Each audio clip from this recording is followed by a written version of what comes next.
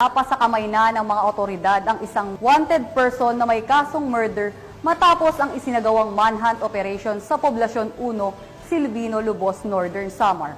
Alamin ang buong detalye ng balita ni Patrolwoman Maria Elena Singian. Dimas Rehas ang isang lalaking wanted person na may kasong murder matapos mahuli ng mga autoridad sa Poblasyon 1, Silvino, Lubos, Northern Samar. Bandang alas 10:30 ng umaga nang maaresto ang akusado ng mga tauhan ng Silvino, Lubos Municipal Police Station kasama ang 2nd Northern Samar Provincial Mobile Force Company sa bisa ng warrant of arrest para sa kasong murder na walang inirekomendang piyansa. Dinala ang akusado sa Silvino, Lubos MPS para sa kaukulang dokumentasyon at tamang disposisyon. Ang matagumpay na pagkakaaresto sa akusado ay patunay lamang na epektibo ang pagpapatupad ng pambansang pulisya sa kanilang sinumpaang tungkulin na maghatid ng serbisyo publiko para sa mas payapa, ligtas at maunlad na bagong Pilipinas. Mula dito sa Eastern Visayas, ako ang inyong PNN correspondent, Patrolwoman Singian, alagad ng batas, tagataguyod ng Balitang Pulis.